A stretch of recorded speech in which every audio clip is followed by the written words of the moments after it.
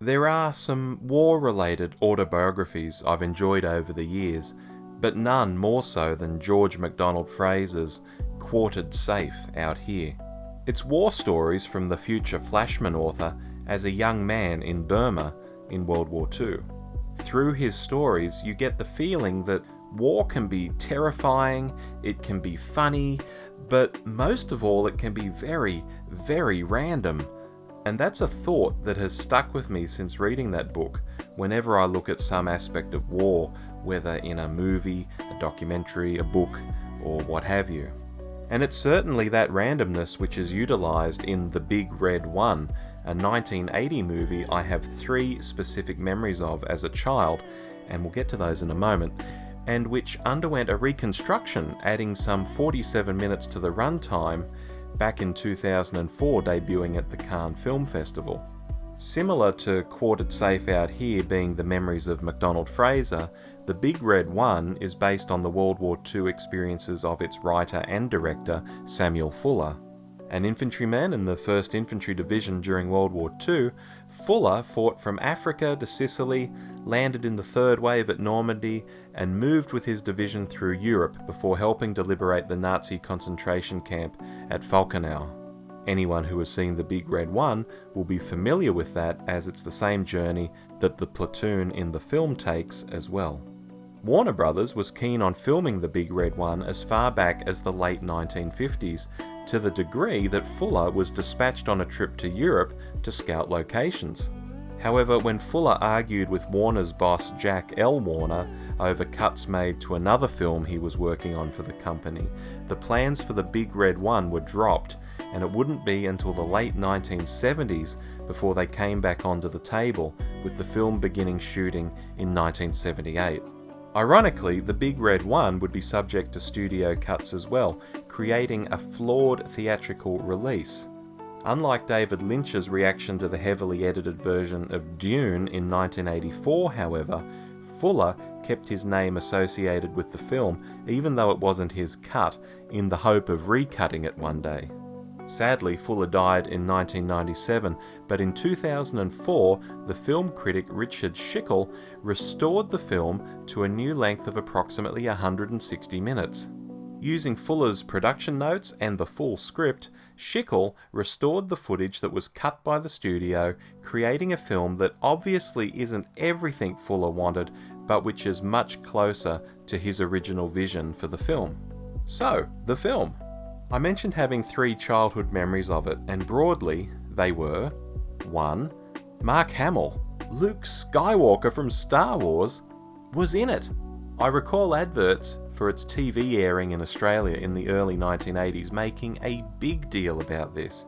I wanted to watch it for that reason alone. Number 2, there's a scene where tanks roll over guys who are huddled in holes in the ground, and that stuck with me for a long time.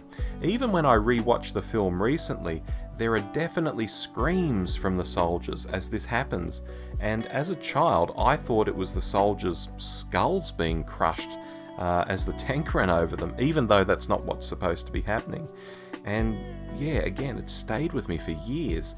Now, Samuel Fuller himself said of this real-life experience, quote, "When we were in those holes and the tanks were rolling over us, it was our only chance to scream out all the terror and not be heard.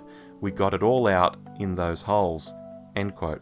And number 3, my family generally had a low opinion of the film. I think to them it wasn't like other war movies and it was a bit weird to them. And I think that's a nice segue into what I want to say next. The Big Red One is very different to World War II movies made before it. A great deal of the chat between the guys in the film is basic and crude. Yes, it's somewhat tame by today's standards, but at the time, it wasn't really how guys typically spoke in World War II movies. John Wayne, for example, never talked about being horny and such. I think this is the kind of thing my family was reacting to in general, but particularly around me watching the film in the early 1980s and probably being about 8 years old or so. Yeah, they were a bit concerned.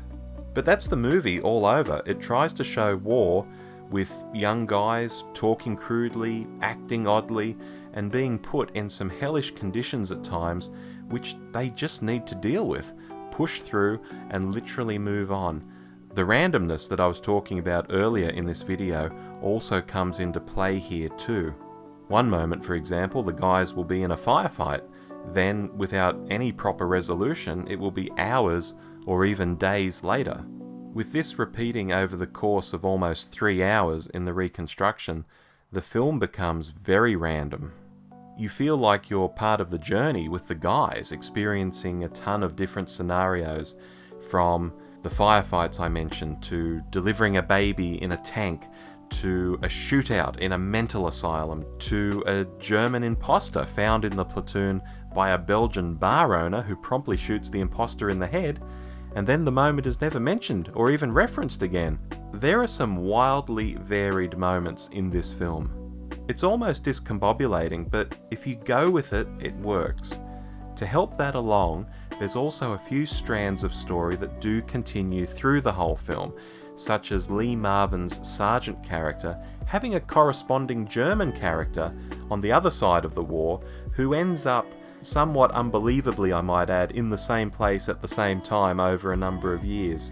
Lee Marvin's character also has the same experience at the end of World War I as he does at the end of World War II, and it's these longer strands of story that try to tie together some of the randomness, I think. Now, this isn't a movie I have watched regularly over the years, and even after watching it again recently for this review, it's not one I'm sure I'll watch again anytime soon. But that's not a criticism. There are other stone-cold classics like Apocalypse Now, which are films I have enjoyed very much and I really appreciate, but they're not the kind of thing I need or want to watch every 6 months or every 12 months, so I don't. This is definitely a World War II movie I think anyone interested in the period or the film genre should watch. Being based so heavily on Fuller's own experiences and being written and directed by him, and now with the extra footage inserted into the film, this is a very rare project in film history that is well worth your time at least once. Anyway, have you seen The Big Red One? What did you think? How does it stack up against other World War II movies for you? Why not let me know down in the comments?